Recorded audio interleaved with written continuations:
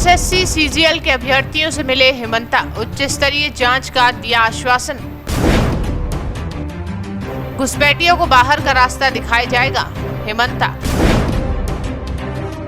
घुसपैठ पर हेमंता का हेमंत पर प्रहार। हेमंत सोरेन को नहीं पता होगा डेमोग्राफी का मतलब।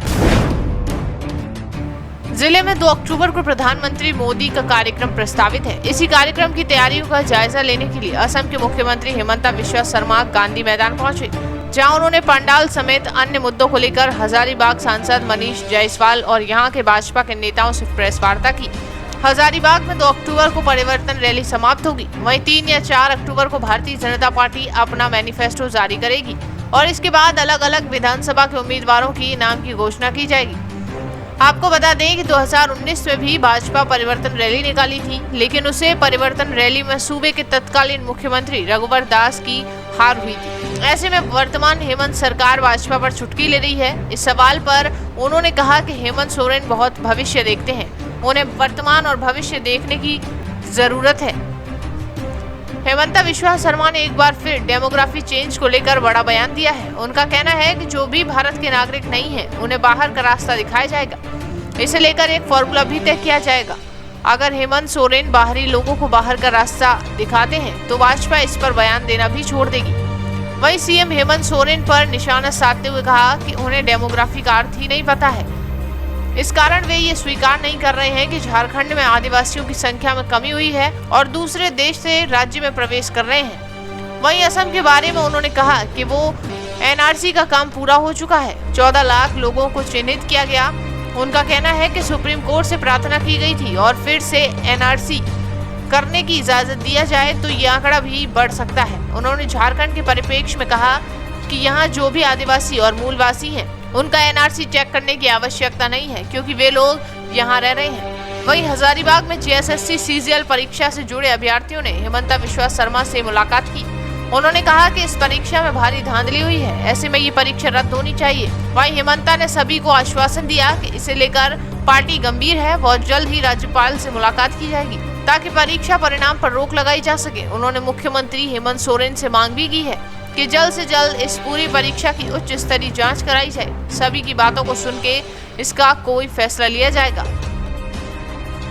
लगातार आप लोग डेमोग्राफिक चेंज को लेकर बातें कर रहे हैं, तो जो कागज नहीं दिखाएंगे क्या वो बांग्लादेश जाएंगे? चुनावी मुद्दा होगा। देखिए, एनआरसी होगा, जिसका नाम एनआरसी में नहीं आएगा उनको हम लोग बांग्लादेश तक धक्का मार मार के हमको भगाना पड़ेगा।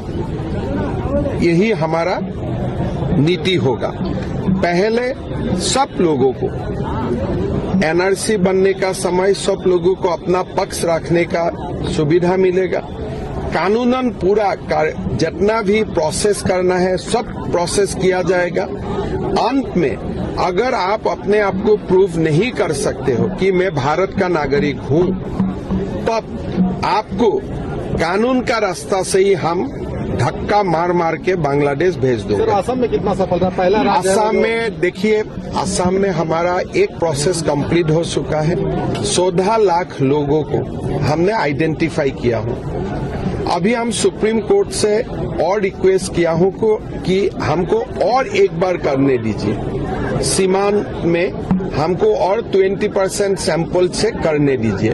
पहला चरण में ही हमने 14 लाख लोगों को आइडेंटिफाई किया जो प्रथम दृष्टि में भारतीय नागरिक नहीं है। अगर सुप्रीम कोर्ट से हमें दूसरा रिवीजन का अनुमति मिल जाते हैं तब वो संख्या और बढ़ेगा। अभी तक जो संख्या हुआ है पहला चरण का एनआरसी से, ये लगभग 14 लाख और 15 लाख का बीच में है। एक बड़ा इंपॉर्टेंट सवाल है सर इसमें, जैसे आप डेमोग्राफिक चेंज की बात कर रहे हैं, यानी बांग्लादेश रोहिंग्या के लोग यहाँ पर हैं, आदिवासी संख्या घट रही है, तो जो बांग्लादेशी हैं जो वोटर लिस्ट में हैं उनको कैसे रोकेंगे? देखिए, वोटर लिस्ट में कब से है? आप वोटर लिस्ट में 2026 में है, 2021 में है, उसका पहले आपका नाम कहाँ था? अगर आप भारत का नागरिक है, आपका उम्र 40 साल है, 2026 में आपका नाम झारखंड में है, 2021 में आपका नाम झारखंड में है, इसका पहले नाम कहाँ थे? वही पूरा खेल है। हम लोग 2001 से वोटर लिस्ट का जांच करूंगा। भाई ये बंदा का यहाँ नाम नहीं था, से में नाम है, से में नहीं था, सोधा में है, सोधा में नहीं था, 21 में है। पहले आप कहाँ था?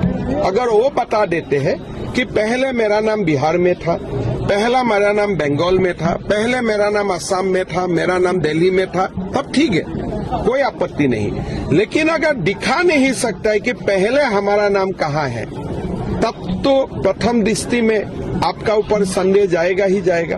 फिर आपको ट्राइब्यूनल का सामने प्रूव करना है कि भाई आप झारखंड आने का पहले आप कहाँ थे।